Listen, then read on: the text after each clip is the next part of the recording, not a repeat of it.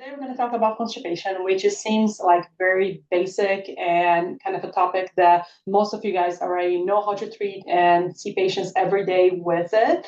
Um, but it is the majority of the referrals that I get. So the goal here is to try to give a little bit of couple tools to keep the patients as an outpatient, and maybe we don't need to see all those constipation kids, although we're happy to consult if needed as well. Again, I have no financial relationships to disclose.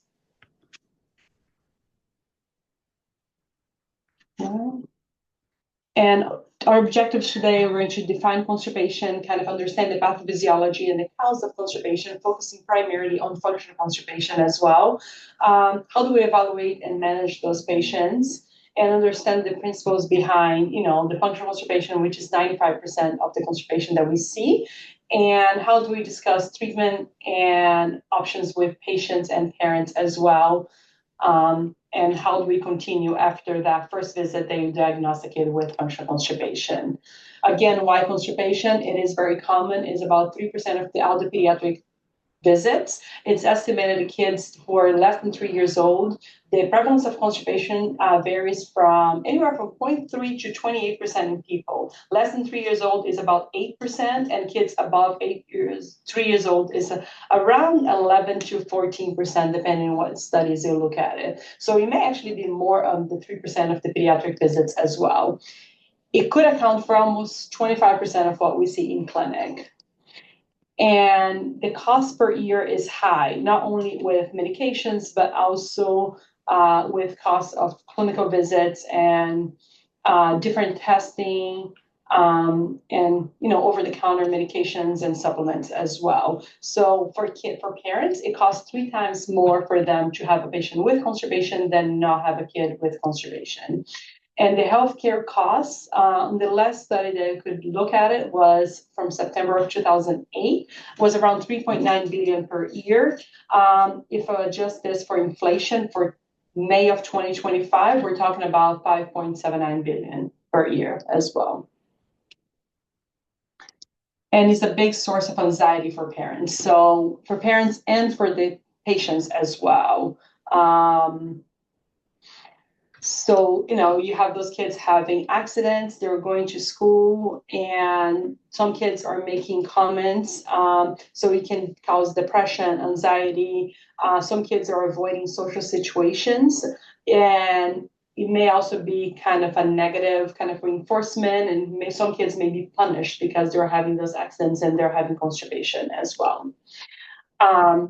What does the word constipation come from? It comes from the Latin constipare, which is actually to crown together. So you can see the imaging here, little hard stools stuck on the rectum area primarily. And it's actually defined, constipation as infrequent bowel movements or a change in the frequency, volume, weight, consistency, or ease of patches of stools. So meaning you could be stooling every day to every other day, but if you're only having little hard balls, hard stools, it is still constipation as well. And when we talk about the frequency of stools, that comes into our next slide, that how often do people poop? That's always a question. What's normal for stooling? What's abnormal? That varies between your transit time, your colonic transit time, which certainly increase over time. A baby transit time is about 8.5 hours, while an adult transit time may be anywhere from 24 to 48 hours. So for babies, if they're breastfed, they may be stooling anywhere from 0 to 7 times a day, average about 5 to 40 times a week, with an average of 3 bowel movements per day. A kid who is being formula fed is around 2 bowel movements per day. Very similarly, from birth to 12 months of age. 1 to 3 years, you can still be stooling up to, 1 to 3 bowel movements a day. And more than 3 years of age, while the average is once a day, you could be having a bowel movement every 3 to 14 days and be normal, as long as the stools are soft and not hard and not causing any discomfort as well. Other than constipation, I also want to touch on just a couple definitions of the first one being infant dyschezia. This is actually a baby that comes into the office. They don't have constipation. They're stooling daily in soft stools, but they have infant dyschezia. So right before a bowel movement, for about 10 minutes, they strain, they turn red, they cry, and then they have a stool and they feel much better afterwards. This is mainly for babies kind of learning how to poop. That's how I explain to parents. It's really hard to poop laying down, and you can't really coordinate the abdominal muscle contractions with the relaxation of the pelvic floor. So those kids, they don't need medication, they only need reassurance, and it's not necessarily constipation. Other definitions is intractable constipation, because I got a lot of referral for intractable constipation. Just keep an eye that this is actually constipation that's not responding to optimal treatment. Optimal treatment including medications, dietary behavior, and behavioral modifications as well for about 3 months.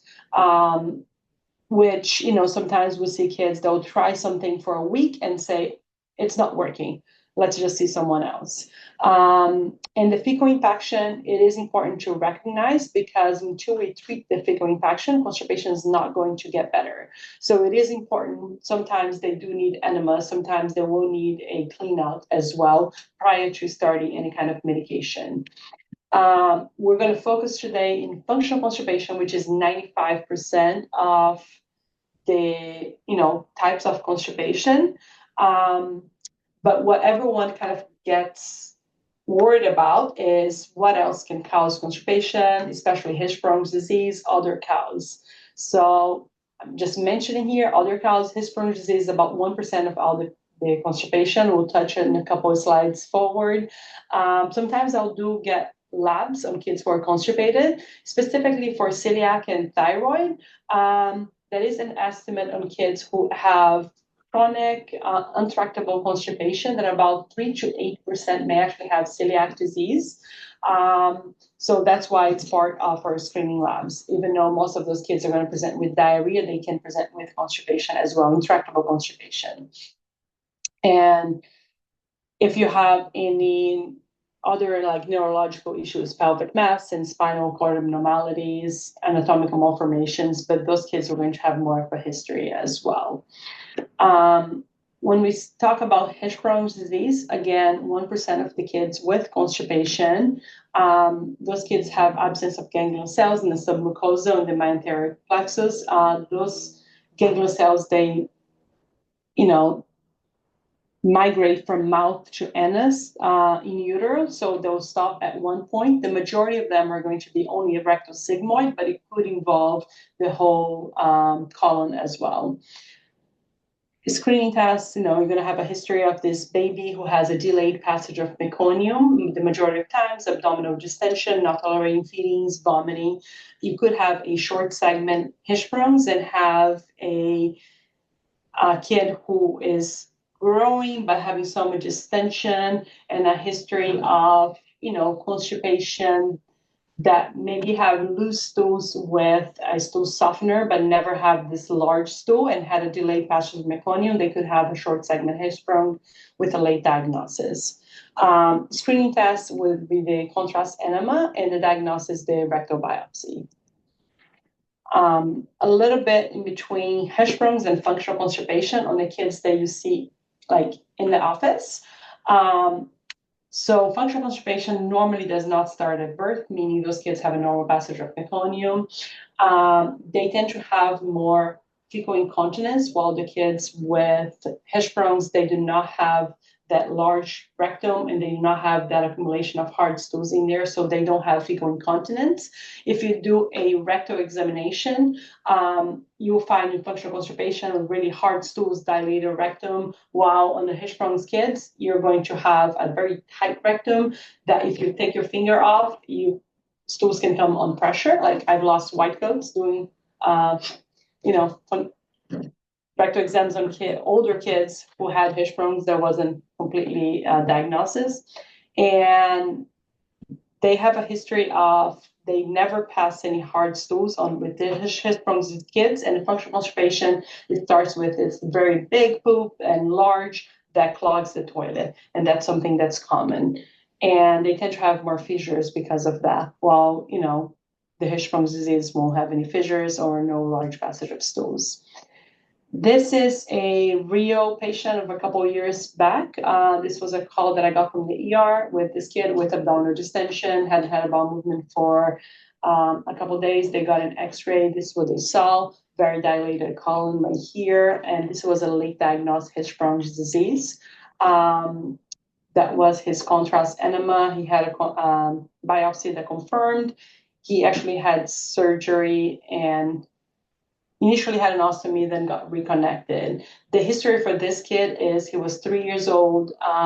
He did have a delayed passage of meconium. He had constipation his whole life, which he was treated with Miralax. Mom was giving up to like 2 capsules a day, and he would actually have bowel movements on the Miralax. And anytime she stopped, he would actually back up again, but he never had a large stool. He never passed a big bowel movement, and he also wasn't growing well. So that's a couple of things. There's a kind of a giving up on this patient. For functional constipation, that's going to be the majority that you're going to see in clinic. Again, diagnosis, a history, and a physical examination. You normally do not need a rectal exam or an x-ray to diagnose constipation per se.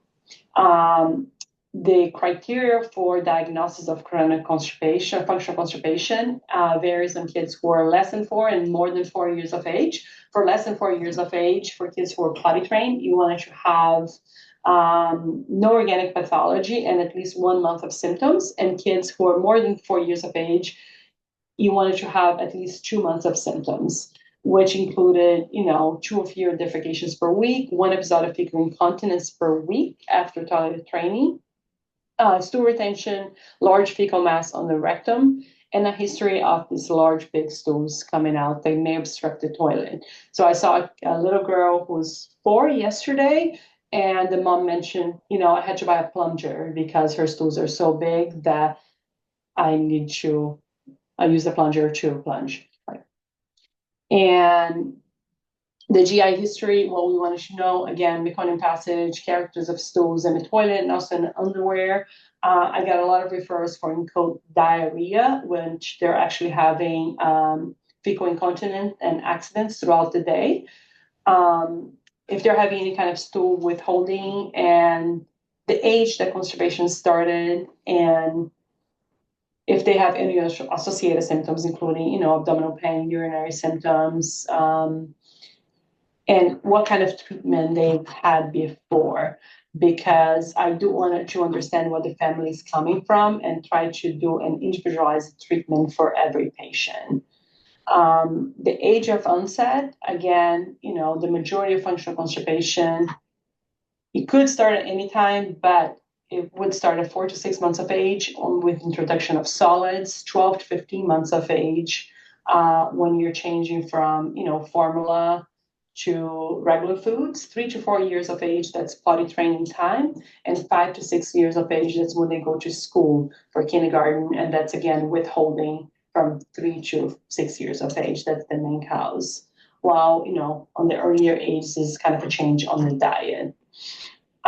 Testing, you don't always need to do tests right away when you meet a patient with functional constipation. There are times that when it's the first time that I'll meet them, I'll try to treat first. And then if they don't get better, that's when I will prefer the testing. You could choose to do a rectal examination if you feel like they have a fetal retention and a hard stool on the rectum. You can consider abdominal x-rays, which again, I'm looking for a rectal sigmoid stools. I'm not looking for stools on the right side. I feel like everyone that gets an x-ray in the ER comes back with the diagnosis of constipation and goes home with Miralax prescription or polyethylene glycol prescription. And lab work, if they're not responding, or if there is any questions for weight gain or concerns on the testing, and I'll reserve the other testing for kids who are not responding to the treatment or who are concerned with the history. Treatment, I like to divide the treatment in about 5 steps. The first step is family and child education. I may spend an hour with patients as in clinic to explain the pathophysiology of the constipation and why we're doing this treatment. You wanted to treat the fecal infection until that gets better. Constipation is not going to improve, and you may need to do a clean out. Then explain the maintenance of therapy. So normally, I would say most kids, if you treat it earlier, they could improve within 6 months, but there are kids that may need it anywhere from 6 months to 2 years of the treatment of with a stool softener and working on, behavior modifications as well. And we will decrease the dose slowly as well.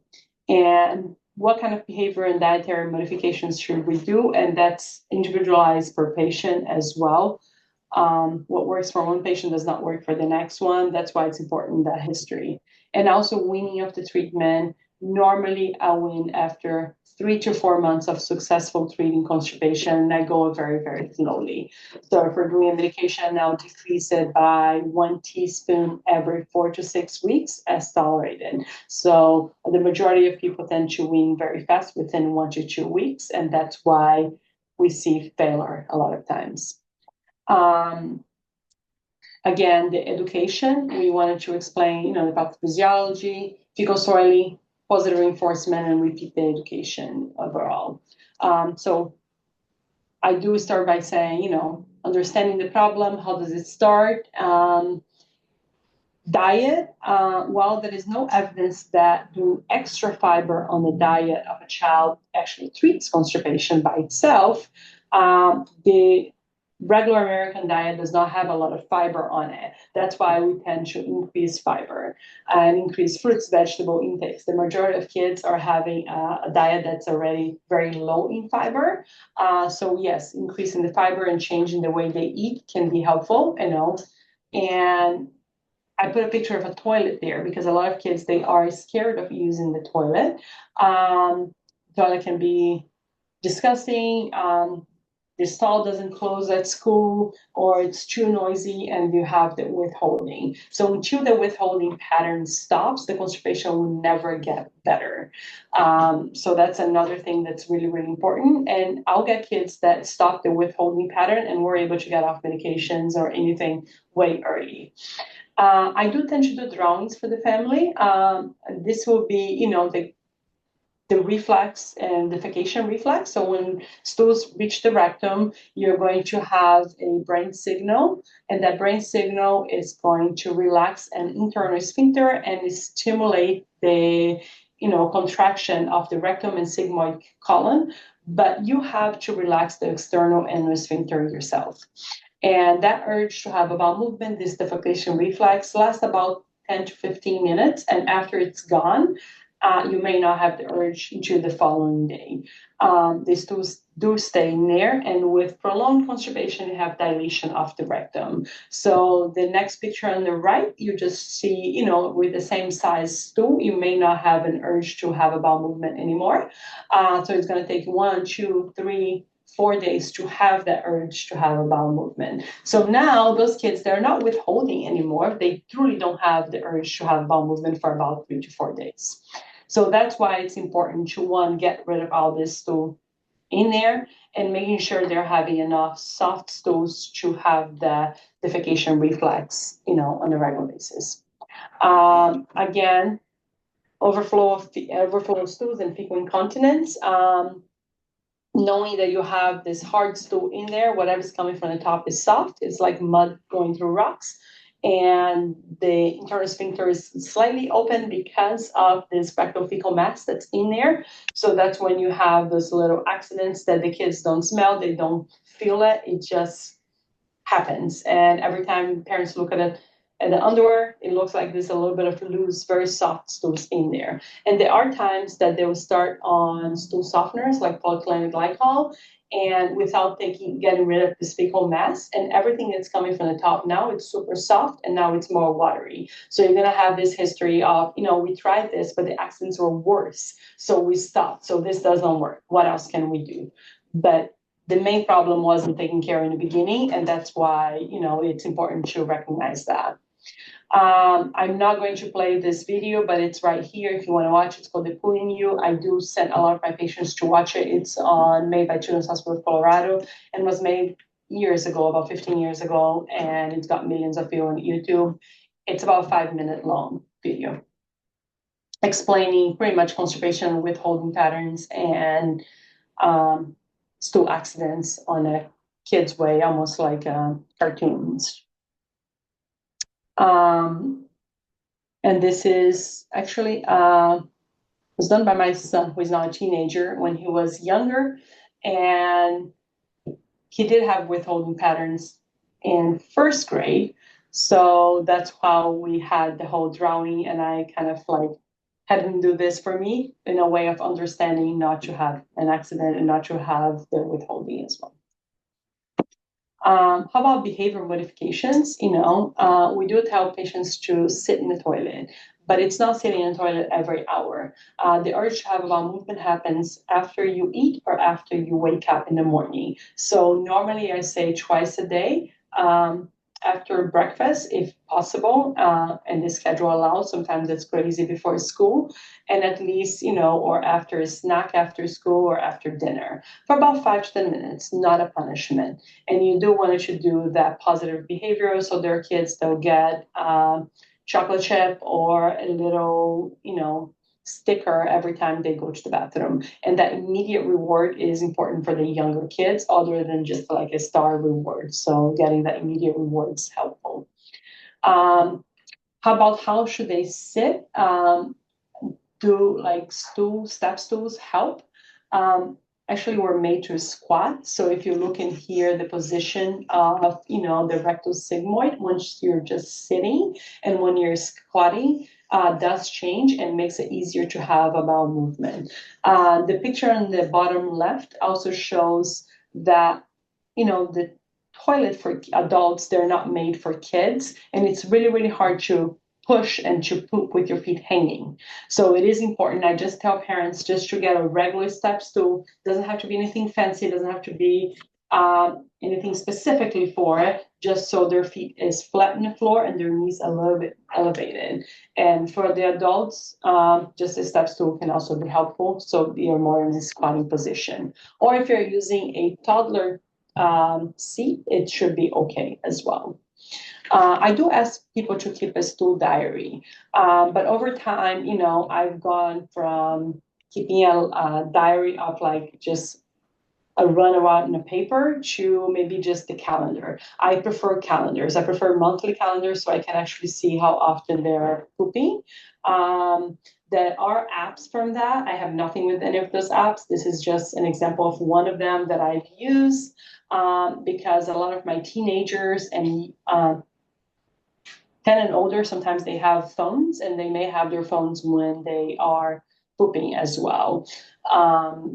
Then they can bring it over and we can go over the diary of the stools and see how often they're actually having bowel movements. And I will ask them to adjust the stools, the medication based on the stool pattern. So it is important to have that tracked.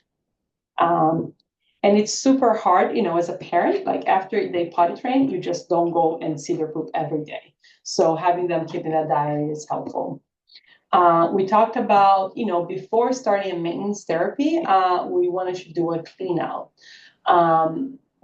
The Society of Pediatric GI in the US does to recommend an oral clean out as first line therapy. In other countries, enemas are using more often. I do use enemas as well if a kid's having a lot of accidents, but it is harder for parents to do it at home. So the first line that we tend to start will be with oral cleanouts, which you can use, the one that I use the most is polyethylene glycol, which you can go for younger kids, 1.5 grams per kilo per day over the course of 3 to 6 days, meaning a higher dose. And the clean out just in a day, what we do for colonoscopy is about 4 milligrams per kilogram per day of polyethylene glycol mixed in like in a sports electrolyte drink with a max of 14 capsules in a day, plus minus an stimulant laxative like Senna. And you can also do the commercially available, electrolyte solutions and polyethylene glycol. If they do have the hard stools and a lot of soiling, I do believe they benefit from a rectal disinfection and doing an enema, and I do that before the oral clean out, just to get the hard stool before. I tend to use saline enemas primarily. Do not recommend soap suds or tap water enema. If they do fail everything, then we can consider inpatient cleanouts, but I rarely admit kids just to have a cleanout, and we see kids with constipation every day, multiple times a day.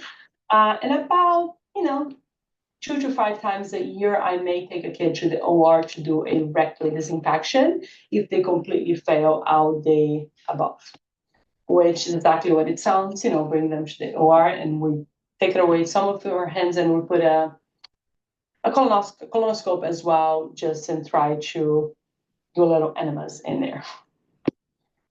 Pharmacologic treatment for maintenance.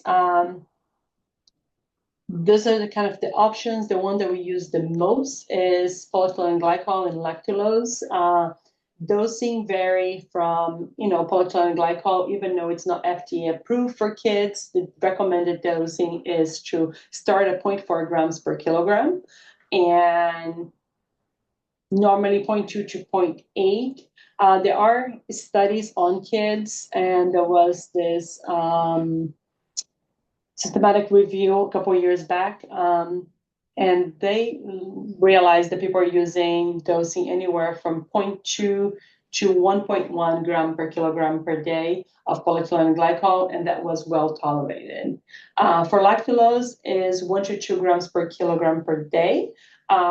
Based on a concentration that's more common one, is 1 to 3 mLs per kilogram per day. So I normally think about, I start at 1 ml per kilogram per dose once, like 2 to 3 times per day with a max of 60 mLs. And how do you measure the polyethylene glycol dose? We're talking about grams here, and no one has a scale in the house, and this is what the parents are going to see. You see a little capful, and everyone talks about capfuls, and I'm talking about grams. How are you going to measure this? What is the idea behind when I say 1 teaspoon, 2 teaspoons, 3 teaspoons? So I actually measure this at my house. This is not the manufacturing or anything. So if you fill up a full capful of polyethylene glycol, 17 grams, and if I measure that with teaspoons, my home baking teaspoons, 1 teaspoon is about, 1 capful is about 5 teaspoons. So 1 teaspoon is about 3 to 4 grams, 3.4 grams. I do tell parents to use like medication cups, like that's kind of a liquid medication cups, because normally they tend to have teaspoons measurements because you can't put the teaspoon inside of the container. And that's just an example of, 2 teaspoons measurement on one of those medicine measurement cups, and that's a 7 grams. So it's about 3.4 grams, 3.5. So that was correct in there. And that's a way of keeping the same dose on a daily basis and be more consistent. Because if you just look at the lines there, the lines go around and they're not straight. You may get questions about safety of medication because it's not FDA approved for kids, but again, has been effective in multiple studies. We have been using polyethylene glycol for over 25 years. It's been on the market since 1999. It is water soluble. It is non-toxic. The majority is not absorbed by the GI tract. That was a big questions and concerns specifically about 5 to 10 years ago, that came on primarily the autistic community. And kids who were on polyethylene glycol for long periods of time. So that is a whole Facebook group that has over 100,000 people. They're completely against polyethylene glycol, and I've never joined because you have to agree with their, rules, which are very strict. And at this time, I normally say if I have a patient, a parent who truly does not use, polyethylene glycol and wanted to use something else, wanted to do a more natural way, there are options in terms of fibers or other supplements. and I'll work with the parents, not against the parents. So I'm not going to be saying, keep doing this, and I know they're not going to do it, but I do try to educate them and show, there was a study at CHOP that did not, was not finished, but preliminary results did not show any evidence of, any reactions of polyethylene glycol, and is proven to be safe. That is a position paper from NASPGHAN, which is the Society of Pediatric GI, saying that is at this time there is no evidence to support any serious side effects of polyethylene glycol. I do feel like anytime that I'm treating constipation, I'm treating not only I'm telling parents to give you this medication, but I'm also telling the parents to change the diet of their kids, to have them sit in the toilet twice a day. So that for me changed behavior more, and it can be frustrating for the kids than the medication itself. Normally when I talk to parents, the behavioral issues were there before, and they don't completely go away if you're stopping the medication. But they do get better once we treat the constipation, because it can be very uncomfortable for them. That brings us to non-pharmacologic treatment. There are parents that may say, hey, I don't want to do medication. What options, what else can I do here to, treat this? Fiber is a big one. So should we be giving fiber supplements to everyone? Not necessarily, but it is recommended that kids have the appropriate fiber intake. So the recommendation is actually a normal fiber diet, but as we mentioned before, the typical American diet does not have a normal fiber diet. It tends to be lower in fiber. So that is normally, I do recommend kind of increasing the intake, unless those patients that already have this amazing diet, I'll tell them, there is not much work on the diet itself here. We may just need to add a medication or add some behavior change as well. What is the recommended intake of fiber on kids? As you can see here, it varies from 19 to 38 grams based on age. For very young kids, even 19 to 25 grams of fiber per day. And for teenagers, anywhere from 31 to 38 grams for boys and 26 grams for girls. Talking about fiber, how much fiber is in every food? You can see it's primarily, fruits and veggies tend to have the highest fiber. Kids in Hawaii tend to eat a lot of rice, so sometimes I do have them to switch from white rice to brown rice. 1 cup of brown rice has 3.5 grams of fiber against 0.6 grams per white rice. Beans are a big one for fiber intake. So if they add beans to their diet, it can be very helpful, as well as different, fresh fruits and like apples, blueberries, strawberries, those all have higher. And the ones that we think about, pears and plums and prunes as well. And how about fiber supplements? Those are natural ways of getting fiber. Psyllium husks, you can buy psyllium husks because you can mix it in water, but it becomes really hard for kids to eat it, to drink it, because it just becomes a gel. There are studies on adults that psyllium helps. Psyllium is the main component of Metamucil as well. But there's no great studies on kids. It's for some parents, I'll say, if you're making something, just add a little bit of psyllium to pancake batters or something. Those are all ways of adding fiber to their diet. Cellulose, there is more studies on adults, none in kids. Glucomannan, it's actually a derivative of konjac, which is a seaweed. There are some studies that have some improvement from placebo, but those are questionable. Flax seeds, there are studies on adults, not necessarily on pediatrics. Great studies. Cocoa husks, there are studies on pediatrics on that. And the fiber mixtures as well, fiber gummies. There are studies proven that, they do help. But with the fiber, the idea is they just pull water just like the osmotic laxatives, and you have to do it every day. So anything that you choose to do, you have to do it on a daily basis and then kind of decrease it slowly. Prunes actually work. They work the same as the osmotic laxative that's used the most. They have a really high osmolarity. They have really high sorbitol, so they work primarily as an osmotic laxative as well. Eating prunes works better than drinking prune juice. How about fluid intake? We keep telling people to drink more water, drink more fluids. Again, a normal fluid intake is actually recommended in kids with constipation. But with that being said, what is a normal fluid intake? This is the recommendation. It's actually pretty high if you look at it. It varies from anywhere from, 40, 50 ounces to 80 ounces a day of water. And most kids are not drinking that much. So that's why a lot of times I'll still have parents have kids increase the fluid intake. But if they're already drinking, there are studies proving that just by increasing by 50% of their eating, of their what they're drinking, if they're already drinking enough, and what's recommended does not treat constipation by itself.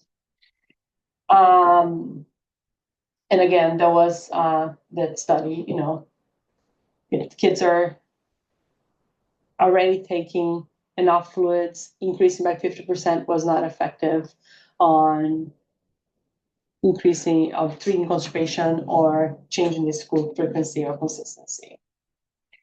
How about dietary change? The one that we get the most questions about is dairy-free diet. There have been studies looking into dairy-free diet on kids. The first one was an open label study on, it was dairy-free diet versus milk versus rice milk. The second one was crossover study between milk and soy milk. And they actually showed some improvement on and possibly being taking milk away from kids' diet, helping with constipation. The third study was a randomized clinical trial that was actually more interesting because they used patients who were already on treatment, but they're actually not responding to the treatment with stool softeners and behavior modifications. So those kids are 4 to 14 years of age. They had about 70 kids or so, 75. And they actually, the kids that went on a cow's milk diet had a better response of about 71% versus 11% in the other group. So that's actually significant. And that was one of the studies that showed that you may indicate, a 2 to 4 week trial of avoidance of cow's milk diet could be indicated if the kids do have intractable constipation that's not responding to the treatment. But it's not always the first line therapy. Just if they're not responding, you could consider, doing a trial of a dairy-free diet. You do not need to do any allergy testing because this is not an allergy. Constipation is not an allergy presentation, and unless they are having other symptoms that you're concerned about an allergy itself. How about botanicals and supplements out there? There are tons of supplements. I get a lot of supplements all the time sent to me by parents. Even though they're natural, it doesn't mean that they're completely not harmful, or they can't be just like medications. The majority of them are actually senna. Even the laxative teas that everyone is taking, and a lot of my teenagers take, it's senna, and it's actually a higher dose of senna or some degree of fiber as well. Other complementary therapies, they haven't been shown to improve by itself. They could be used as a adjunct therapy, but not by itself as well. What is the prognosis? What's going to happen to kids with functional constipation? The majority of them are going to get better. But we do know that if you delay on the medical treatment from the symptoms of onset, then you're going to have longer duration of treatment. So if you identify early, about 80% of kids are going to get better and recover without any use of medications within 6 months. Which is different if you do not identify early if they're having symptoms for a while. Only about 30% will get better within 6 months. We do know that the majority of kids, when you treat it, will get better within a year. And if they stop the medications, they could even relapse within 5 years. So not unusually, I'll discharge someone from my clinic 2 years later, they're back. They're just relapsing with some constipation as well. Reassuring for the majority of parents is even the kids who are suffering, the majority of them will get better when they're older as well. And 80% recover after age 10 years of constipation. And I do feel like it's kind of learning in terms more of working on the behavior part, not withholding. It's really hard to tell a 3 to 5 year old not to withhold their stools, but it's easier for me to tell a teenager not to withhold their stools and to change their diet as well. And that's actually when the little kids tend to need more medication than the older kids sometimes, because little kids, to control a diet of a 3-year-old and to give that amount of fiber and supplements every single day, it may be easier to make something and give them in the water, and they take that and you teach them that pooping doesn't hurt. That's really the goal. We want daily soft stools, the minimum dose possible to give them daily soft stools. That is the idea of treatment. And you don't want them to have diarrhea. You don't want them to have hard stools as well. I put here the guidelines from NASPGHAN, but I'm not going to go through everything. It's very long. I did try to simplify this a little bit. And my idea is, if I diagnose a patient with functional constipation, and I believe that is, primary functional constipation, I look into, are they soiling or having, accidents? Are they having fecal incontinence? If they do, then they will likely benefit from a disimpaction of like enemas or something from the bottom, plus minus, or a clean out, like definitely a clean out, and plus minus a disinfection, I would say. So if the kid has never had any treatment, I may try just to do orally first with a close follow-up. And if they don't improve, then we'll do something through the rectum as well. After the clean out, then you want to, do the education, which you do in the first visit, and definitely change their diet, make sure they're having enough, fluids and fiber as well. Laxatives or stimulant laxatives or osmotic laxatives, whichever you wanted to choose. And behavior modifications, which are, not withholding the stools, that's the main thing, and schedule toileting time, and not being scared of using the bathrooms as well. And then slowly weaning the medication. So I tend to keep kids on the medication for about 3 to 4 months if they're doing well, and then wean the medication by about a teaspoon every 4 to 6 weeks. So very, very slowly. I do see kids using the medication, use this medicine and chill, these stools are soft, and then just decrease it within 1 to 2 weeks. They do improve, but they do better for about 1 to 2 weeks, and they go right back into constipation as well. If you have a history of physical examination suggesting like an organic cause, a delayed passage of meconium or something else, or an interactive constipation, then you would have to consider more testing and treat accordingly.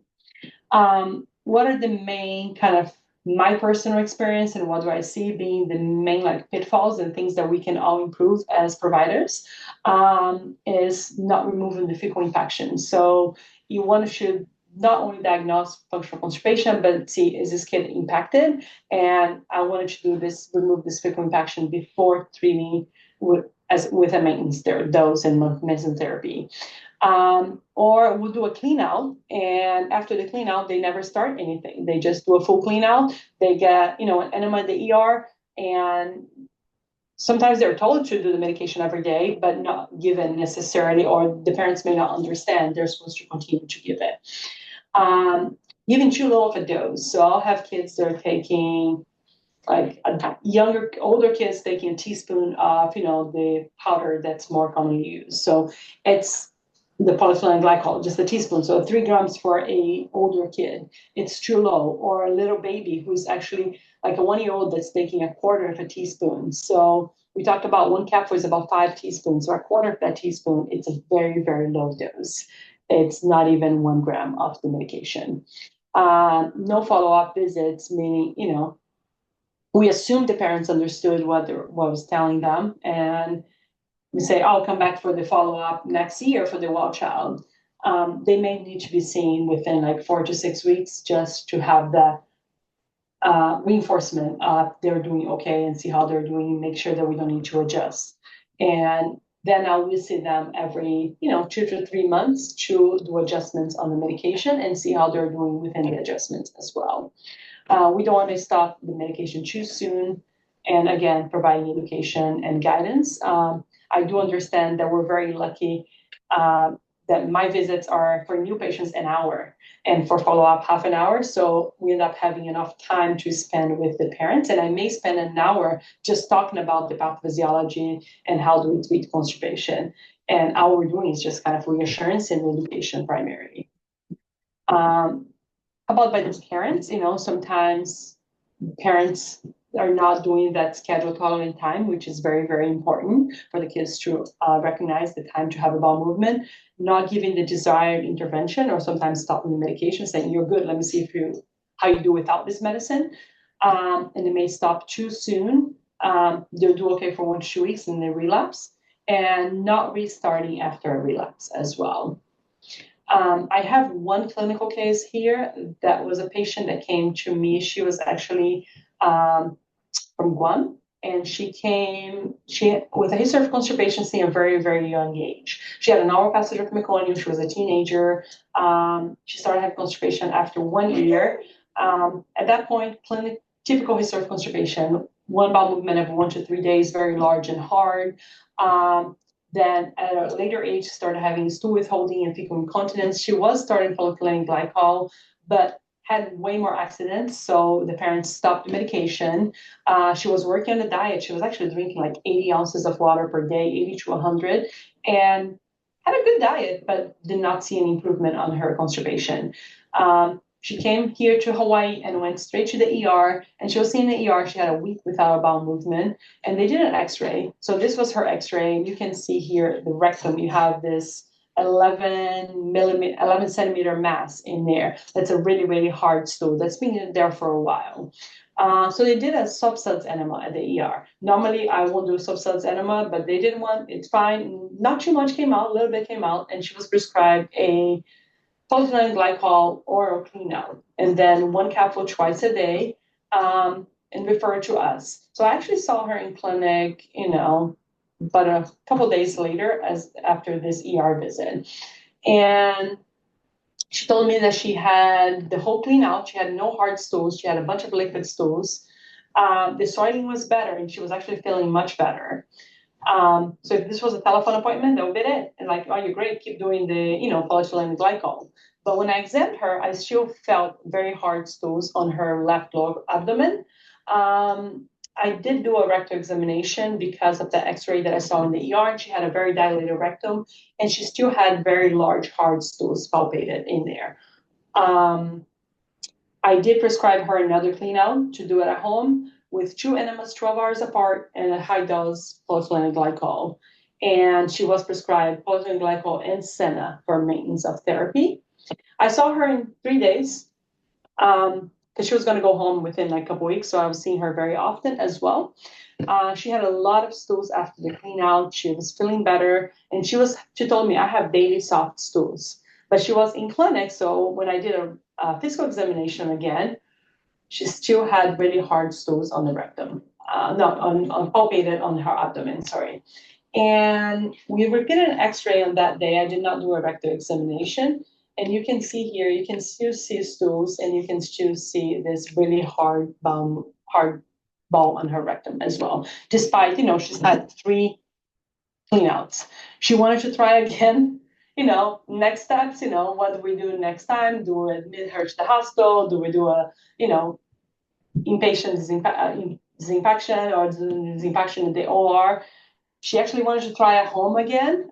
So we did a mineral oil enema, and we did like the commercially available 4-liter, polyethylene glycol and electrolyte solution. And I saw her back in about 2 days to see how she was doing.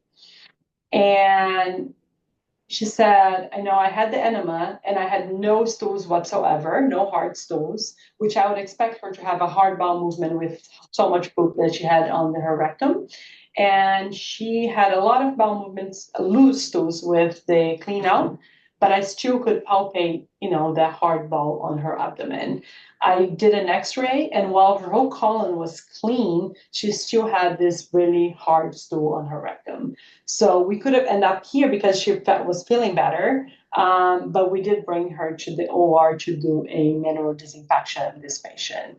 And after the manual disinfection, she was started on polyethylene glycol and Senna, which she used the Senna for about 3 months. And the polyethylene glycol, she was on it for about a year, and she was able to wean out the medications. I have seen her about 3 times. Every time she comes to Hawaii, she comes to see me, and she's actually doing well and currently off any medications and has not relapsed her constipation. But again, it's a teenager that could understand. Do we have time for those MLC questions, or?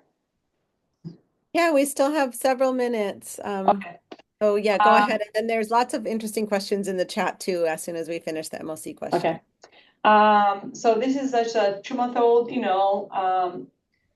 super irritable prior to bowel movement, just crying, but just having daily soft bowel movements, no blood in the stools, growing well, no abdominal distension as well. I can go ahead and run the poll. Okay. So you don't have to read through. Oh, sorry. No, it's okay. I was like, what is that that showed up? What's the poll? And what do you want to do with this patient? What's the approximate? I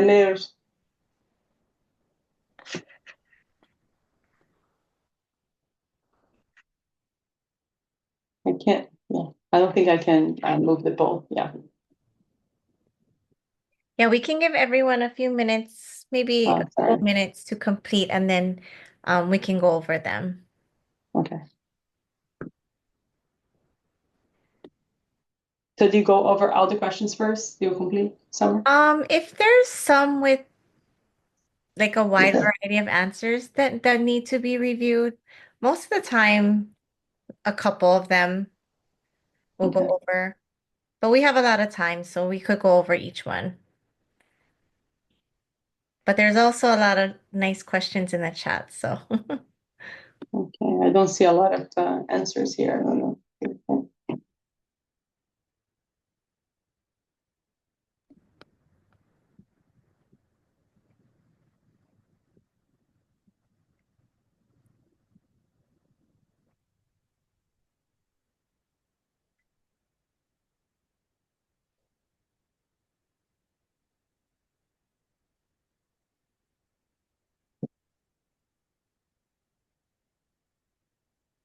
Do you want to?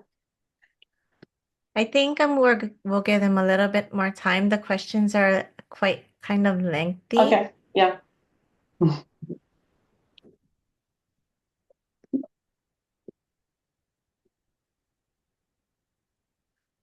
And then number 2 for the third choice, how old is the male in this answer? 2-year-old, okay. Yeah, 2-year-old.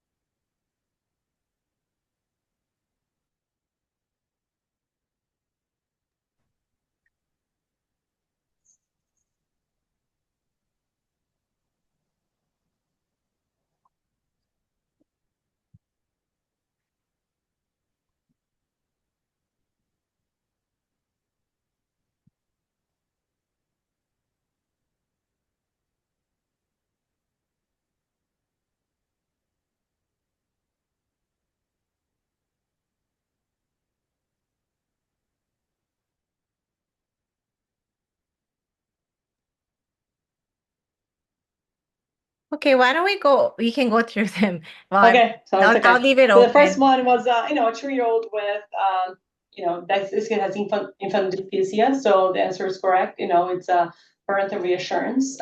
You don't need to start this kid on any medications or anything. This is a baby who just has, crying with bowel movements, but normal stools otherwise. The second question, would be the kid that kind of meet criteria for functional constipation, use the criteria, and the correct answer is B. So it is correct. Most everyone answered correct, which is a 19-month-old with a 6-month history of very painful large bowel movement every 3 to 5 days and intermittent fecal incontinence for the past month overall. The third question, I can't, because the poll shows up right in front, so I can't read the question. Can I take this away or no?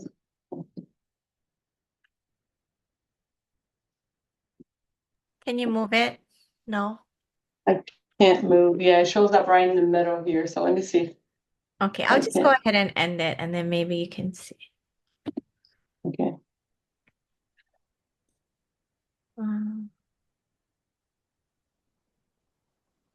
I can't move that because it shows up.